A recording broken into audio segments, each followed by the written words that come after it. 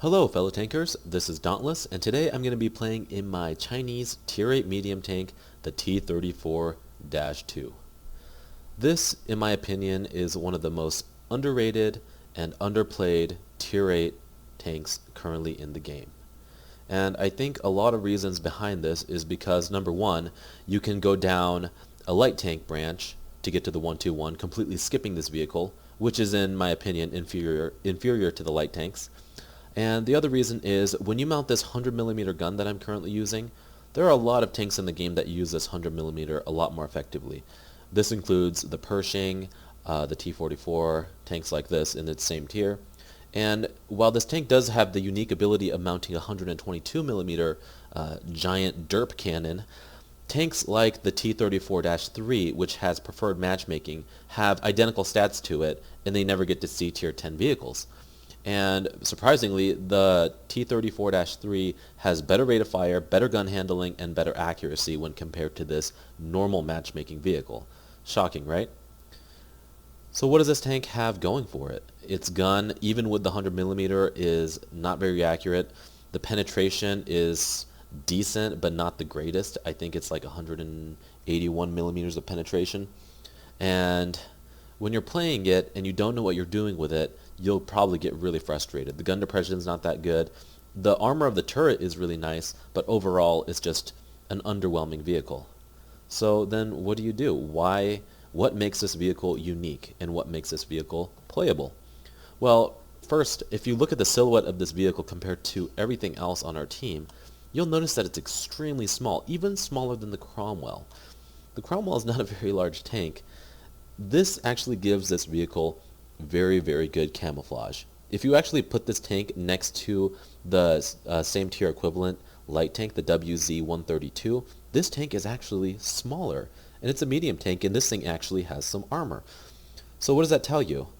If the camouflage value is that great and the mobility is okay, you can actually play this tank as a makeshift light tank. Light tanks, as you know, get special matchmaking, and they end up seeing high-tier vehicles a lot. So the WZ-132, which is constantly seeing tier 9s and tier 10s, this vehicle can play in tier 8s, and it gets tier 8 games regularly, which is really nice, whereas if you were in the WZ-132, you would not hardly ever see a tier 8 game. I think in all the games I have in mind, I might have seen 1 or 2 games. So anyway, hopefully you'll be able to enjoy some of this makeshift scouting on this new map, Paris, which I really haven't figured out how to play yet, but maybe one of these days I will. So we'll do some pre-game analysis now, and immediately you'll notice that their Tiger 2 and their WZ-131 stand out as very good players. Heavy tanks, from what I've gathered so far, like to push down into this southern flank.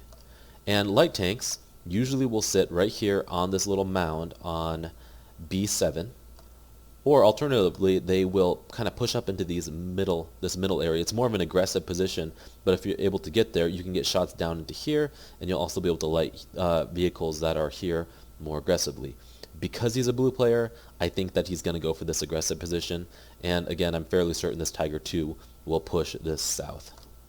Looking at vehicle lineup, you'll notice that they have 3 top-tier heavy tanks. These 3 vehicles will most definitely push down south. And if you look at our team, we have also 3 tier 8 heavy tanks. And again, they will most likely push south. This tells me that they're going to come to some sort of stalemate. And because Artie will have a hard time shooting down there, it'll probably give me about 5 minutes of northern map play while they keep each other busy. Because they do have the advantage of the blue player, in my opinion, we will lose the south at some point. So it's up to me and my platoon mate Matt to try to push north and take it the best we can. And because I am platooned with a tier 8 tank destroyer, and he doesn't have very many options on this map, he's going to be setting up right here in B1, which is a good location for tank destroyers. Alternatively, I like to sit right here on D2, D3 junction, and it's an excellent position for tank destroyers if you're curious. But I'm going to try to be a light tank in this game. And that's because if you look at our lineup, our light tanks are not the best players, and I really don't want to put the fate of this game into those vehicles. And our team, or I'm sorry, their team has a lot of red players down in the lower tiers, as well as some tank destroyers. And if you know anything about red players, is that they love to camp in bushes and they love to camp base. So for me, about half their team is probably going to be sitting around here, making a lot of easy potential targets for Matt to shoot at if I like them. And the south will be somewhat blocked off by our vehicles, allowing us to take advantage of them. So that being said, we'll get started.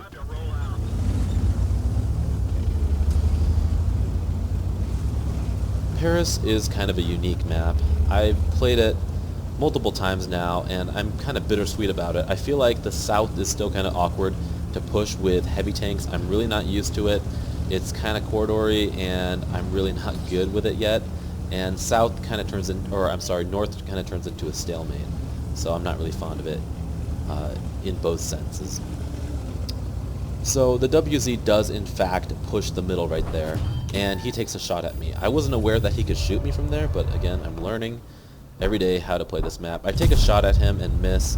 I figured it wasn't going to go in, but I just wanted to take that shot. I'm a little bit worried that Artie's going to hit me here, so I'm kind of wiggling my tank around, making sure that I do not get hit. At this point, I've been counting to 10 in my mind, and I know for a fact now that I am not lit, and it's safe for me. This tank with maxed out camouflage has amazing camo values, and with my optics, recon, and situational awareness, I have almost maxed out view range, as you can see right here by this green line on the minimap. It's almost maxed out, and right now I'm spotting about 6 vehicles, and I'm letting my team go to work on them. You can't see in the replays because they are glitched, but I am trying to get my team to shoot the object 416 by asking for fire. That is because the 416 is their best player that we can see right now, and he is a threat. I see that he's being very aggressive, and I really want him killed. And I'm going to pause the game really quick right here and just take a look at the minimap and just show you exactly what is going on. Our IS-6B decided to camp this corner. This is a completely worthless position for a heavy tank. If he was actually up here or up on this hill with me, at least he would be getting shots. But hiding behind this corner really doesn't give him very many corridors to shoot down. And unless something comes up behind him, his position here is completely worthless. We do have a lot of tank destroyers lined up here, and that is why I am refusing to shoot my gun, because I do not want to get lit. The second I fire my gun, I have to duck down, wait for about 15 seconds, and then come back up. During that time, there could be other tanks that could be firing their gun and get potentially lit by me. And my 250 damage that I could do with this gun in one shot, if I make it hit, is not worth the potential thousands of damage I could have been receiving through assist damage by letting these enemies. So even though it is painful, because I have so many easy shots I could get, I refuse to fire my gun. Looking at the south of the map, you'll notice that they are in fact having this stalemate. And you'll notice that this 416 is being rather aggressive here, pushing up, and I really don't want to get lit. Moving a medium tank will actually lower your camouflage value by a lot, unlike a light tank, which camouflage value on the move is the same. I know I'm going to get lit, so I make the shot. You'll notice something tried to shoot me from the other side, but I back up fast enough, and I don't get hit. I try to go for a shot in his side right here, and his track seated. Those are 2 critical hits I've gotten on that tank, and he's firing heat at me. So you know what? Screw you, buddy. I'm going to load APCR.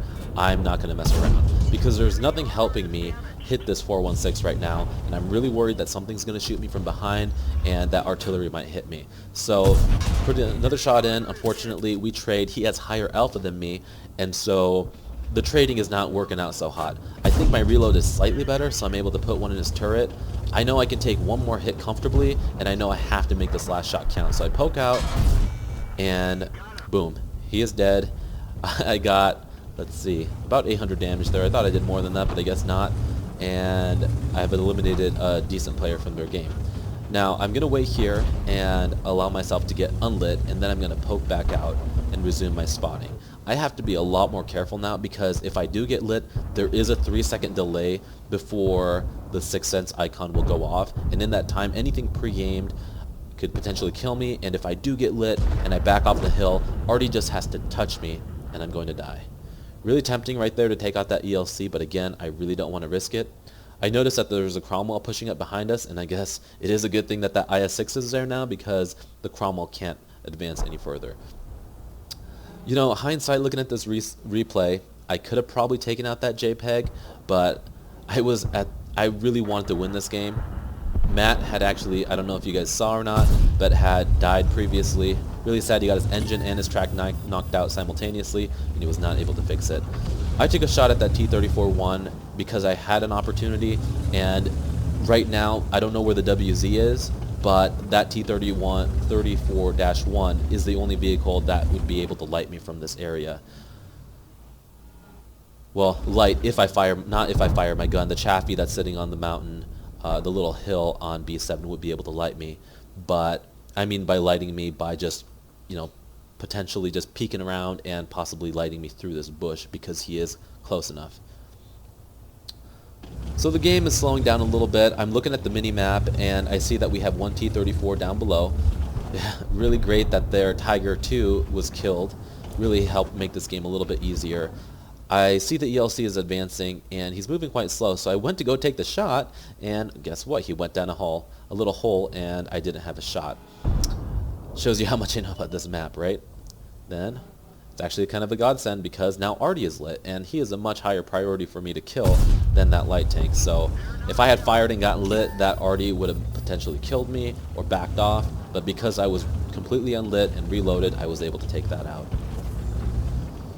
Now, continuing to watch the minimap, you'll notice that the T-28 prototype, as well as their T-34, is advancing on our T-34. Now, I'm watching this and thinking, okay, we really need to speed things up. Then I notice the WZ is lit, and good game for a T-34. You know, you fought valiantly, you're a good player, and I'm sorry I wasn't able to help you there. Our IS-6 is still being completely worthless. He is just hiding behind me. If he had actually gone south and assisted our heavy tanks, he probably could have helped them win. I know his stats aren't the greatest, but just the presence of another tier 8 heavy tank can be an intimidation factor and would have probably allowed us to have more time at least to clean up this flank, or alternatively actually being able to win that flank. Meat shield, if you know what I mean. So the Chaffee is definitely lit there, and I want to get a shot into him. He apparently doesn't know he's lit. I'm able to put in a shot. Unfortunately, I rolled a little bit low, unable to take him out with one hit. But I know Artie is dead now, so I don't have to pop, I don't have to be scooting around a lot, you know, doing the little dance. I am really nervous at this point because my team is all very, very dead, and I know that there are 3 tanks pushing from the south. And I'm really scared of that WZ player because he could easily get up behind me, and before I can even respond, put a shot easily into the side of my tank and take me out. I really don't want to move from this position right now because I do not know where he is, and if he suddenly pops up right here down this corridor, and if I'm trying to run away, and if I get lit, I will die. So I'm going to pause the game really quick right here and show you what I'm doing. The T-34-1 is lit right here, the ELC is lit here, and I know because the ELC is hiding behind a hill and the T-34 is hiding behind this stairs, I really can't get lit by pushing straight out. If I had pushed that direction, down this road, I certainly would have been lit. And I really don't know how far up this T-34 or the prototype have pushed. And even if they're at this position and I get lit coming across here, they might be able to weed a shot through here and kill me. So I'm unable to do that. My safest play, now that I know that the WZ-131 is back into the middle, I can make a beeline using the cover of these trees to get behind cover. Right now, all that's on my mind is surviving.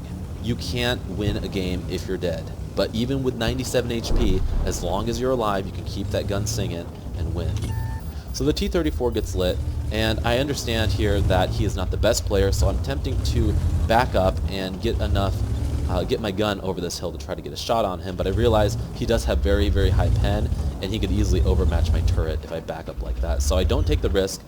And I know that our IS-6 is lit, and because this T-34 is a red player, I'm thinking he's just going to pop out and get greedy and think, oh, I need to take out this IS-6 player, and completely ignore me. I'm a very small tank. A lot of players, especially newer players, mistake this vehicle for a light tank, and they don't see it as a threat. I do load APCR here because in this position, in this situation, you really can't have anything bouncing. That being said, I bounced that last shot, which is really, really sad because it was crucial. I really don't want to get flanked by that T-34-1. And you'll notice that T-34-1 is behind me. Great shot there into that T-34, the normal T-34 heavy tank, and I'm able to take him out. Now, I do see that the WZ is attempting to push our arty, but he also sees me, and he could kill me if I back up. And if I turn my focus to him, this T-34-1 could potentially kill me. So I decided to take him out. He's been annoying me all game, and I really just want him out of the game. Now, the WZ is looking right at me, and I know it, and I'm lit. If I pop out here and risk the shot, I could potentially get myself killed. But I noticed that he fired, so I push out, hoping that maybe I'm not lit and he'll pop out. But seeing that he is a very competent player, I have my doubts. I see that he's driving back the other way, and I take this opportunity. He might spin around and come back, but I know that if he is bluffing, that I'll be able to at least get to this position. Now, interesting what I just did there. I don't know if that prototype can light me. I did go right through the open here, and I don't know what his view range is, if he has a good crew or not. And if I was moving here, and let's say I stopped here to take a shot and aim, Sixth Sense takes 3 seconds to activate. So what I did was, just to make sure I wasn't lit, I drove all the way past, waited to see if Sixth Sense went off, and then continued to back up to take the shot. It's the little things that you do like this to stay alive that will take you from a green player to a blue player. So I do get lit by firing my gun, and now I'm really nervous. I have no idea where this WZ-131 is, but what I do know is that our T-71 is over to the A5, and he will probably light anything that pushes middle or the A line. So I'm kind of banking on that and decide, okay, if I can hold a bush around here, if he does push out from this side, I'll be able to spot him. So really trying to just figure out a position. I've never actually been to this area of the map, so I have no idea how to play it. And just trying to get comfortable, thinking, okay, he might push around this corner to try to flank me. He knows that I'm a one-shot, and I know he's a one-shot. So it's really like a game of poker where we're trying to bluff each other out to see what exactly the other player is going to do. And it does really make things exciting. So our T-71 unfortunately got lit right as the WZ got lit. And, or I'm sorry, the T-71 got killed right as the WZ got lit. And I hope that I can pop over here and light him and get a shot into him, but at the same time he knows I'm over here and he could be hiding in a bush and be baiting me. So I'm very, very cautious. I don't pop out all the way, hoping my Sixth Sense would go off, but he is nowhere to be seen. Now in this situation, it is very, very risky. You know, we both have only one shot to take, and he's at an advantage. He's faster than me, he has better camouflage than me, he has a more accurate gun than me, and he has a better rate of fire. Meaning that if we both miss, he has a higher chance of killing me, he has a higher chance of getting away. The ball is in his court, and also he has me confined to the corner of the map, where he has the freedom of the entire map, and he has the freedom to surprise me from any angle he chooses. I am completely screwed because this tank is slow, and if I choose to pull out into the open, I will probably get killed. He has 5 kills, I have 5 kills. We're both competing for our top gun and the victory of this game.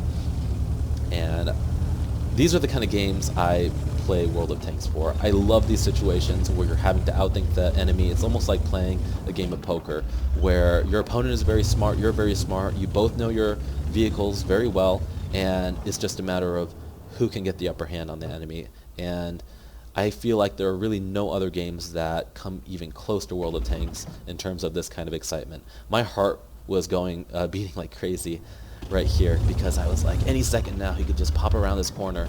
And right here I'm just trying to outthink him. I'm thinking, okay, if I was him, I probably wouldn't be down this A line because he knows last time I was spotted I was right here, right?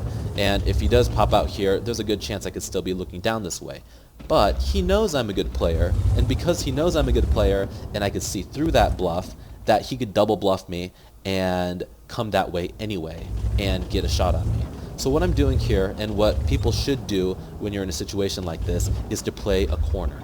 Notice how I have angles on 2 flanks, and if I do get lit from one flank, I could easily drive in the other direction to get away from his shot. If he pops around this corner right here really fast and lights me, or I light him, I can just drive forward and get away from his shot very quickly, as to where if I was sitting right here, just right ahead by just a couple feet, if he lit me, I would be killed if he was able to hit me, which again, there's a very good chance that could happen. So playing corners like this is very, very important in these situations. Get as much range as you can. And while I was sitting here, I suddenly got the bad feeling that if he circled around very wide and came down this corridor, there was absolutely no way I would be able to light him here. And in that situation, he could easily get up behind me, he's sneaky little light tank, and shoot me from behind, and it would be game over. So the second I realized that, I'm like, crap, I gotta change my position. And I was feeling slightly uncomfortable. And anyway, like I said at the beginning of this game, this tank is really a makeshift light tank. Its camouflage value is almost on par with a light tank. Again, it doesn't have the movement advantage where light tanks' camouflage value stays the same on the move and the same as when they're sitting still, but a medium tank does not. The 2-minute timer goes off, and I'm thinking, okay, one of us has to make a move. He does have the advantage with the speed, and he's able to relocate around the map. And in the back of my mind, I just had a gut feeling that he was going to come for me. He was going to take that chance and try to get behind me, bluff me. He has 3 different directions he could come at. He could come from the A line, he could come from the 1 line, or he could alternatively come from this area. Or actually, he could probably come up middle and get around here, get up on this hill, light me. Whatever the case may be, he has multiple avenues, and if I'm not pointing my gun in the direction that he is, I will be killed, and he will win. And he knows this, and I know this. So again, my heart was going a million miles an hour here, but I knew that I could pull this off if I forced him to come to me. And I think he kind of underestimates this vehicle just because it is underplayed and underwhelming. The gun is very inaccurate, and he thinks, okay, I can take this guy on. I have the advantage. I have 5 kills. I'm going to make it 6. I'm going to go in and take him out. And using that feeling, I sat here and waited. And sure enough, there he is lit. And he's pushing around like he's going to come around this corner, and then he gets unlit. And I'm going to pause the game really quick right here and ask you guys, in this situation, what would you expect to do? I really had to think this one through in the 44 seconds I had left in this game, where he got lit here and he hasn't lit me. So if I was in his position, I would assume that I was hiding here and lit him, or maybe even in these bushes, and as he drove by, because again, his sixth sense takes 3 seconds to go off. When I lit him, and then by the time he got behind the building, he got lit. So when he drove by, he really doesn't know where I was or when he exactly got lit. So if I was hiding in these bushes, or alternatively in these bushes right here, where I was last lit, he might be thinking, okay, he's hiding back there and I got lit, so I'm going to, initially he might have been trying to be sneaky and go around, but because I lit him and he knows I lit him, I'm sure he has sixth sense, we're in a mind war here. I know he's going to come for me, I just need to know where so I can shoot him. Again, if I was a bad player, he would probably come here, come to where the flank that I'm pointing at right now, the direction he was driving, and again, he would go here, bluff, and double back and come through this side and kill me. That's what he would do if I was a normal player. But I read through that bluff and assumed he's going to play a double bluff, where he is going to come down this way, come down on the minimap right here. He's going to stop, get unlit, pretend to go back and bluff me, but then, just trying to play. Blue players usually play this play where they'll double back, pretend they're going to come from one side and come from another. But I'm a pink player. I can see past that bluff, and I figure he's going to double bluff me and try to come through this way. So I'll continue the gameplay here. And this was a very painful 40 seconds. This timer that they added recently did not help my anxiety at all. But I had such a good feeling. I'm like, you know what? There's 30 seconds. He's going to make a move. He doesn't know where I am. And he's probably going to come rushing down as fast as he can, try to get around these corridors. And because I was lit last around here, he's going to try to get that shot and come around and kill me. But I know I have very good camouflage, and if I sit here, I'll be able to light him. So being really patient, being a hunter, 12 seconds, 10. There he is. I don't take the turret shot, and I'm able to finish him off. Awesome ending to an awesome game. A little bit boring towards the end, but again, it was very suspenseful if you ask me. His sixth sense again takes 3 seconds to go off, and I counted the second he got lit, I counted to 3, and then I fired. I could have fired earlier, but then if I had missed his turret or potentially bounced his turret, I would have had like a 6 or 7 second reload. He would have had the advantage, and then who knows what would have happened. There were only, just seconds left on this game, and using the mechanics to my advantage and using my camouflage well and the Sixth Sense mechanic, I was able to pull off a victory for our team, netting me 2,000 damage and I think a little over 2,000 assist damage as well, along with my top gun. So just to recap on this battle, this was a very difficult game for me to play, but it was very rewarding and exciting, and these are the games I really love to play on this game. Reading that the heavy tanks were going to really just brawl it out and have a stalemate down here allowed me to sit here as long as I was needed as a makeshift light tank and get a lot of assist on these vehicles that were in the northeastern area of the map. The game started to break down when the heavy tanks took the south and we became completely surrounded and confined to the northwestern corner. Using the game mechanics, hiding, and just kind of playing this area really well, and as you saw right at the beginning, I took most of my life. My life got taken away from me from the 416, and I played the majority of this match with only 97 HP. But I was still able to be effective. I played very sneakily, and the fact that a lot of players underestimate this vehicle and kind of just ignore it, I think really helped me win this game.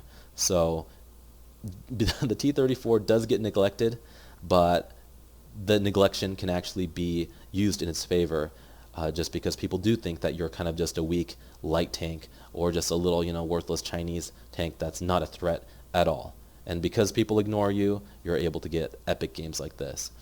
If you do get one, I would recommend using the 100mm just because you are able to have more consistent fire. I don't think I would have won this game if I had the 122. But then again, if you have a light tank with 122mm, you can have a lot of fun. So anyway, I hope you guys enjoyed this gameplay. I certainly enjoyed playing it. It was actually an ace tanker gameplay, as you'll see when I post the post-game stats. And if you like this, go ahead and subscribe to my channel. And again, I'm really trying to expand my channel the best that I can here. So if you wouldn't mind sharing this replay or my channel with your friends, your tanker buddies, and say, hey, check this guy out, he's really cool, I would really, really appreciate it. So again, down in the description, my Facebook page and my Twitter page. If you go ahead and follow me on Twitter and like my Facebook page, I will be constantly updating when I post new videos and new contests and updates and whatnot. So thanks again for watching, guys. You've been awesome, and I'll see you next time.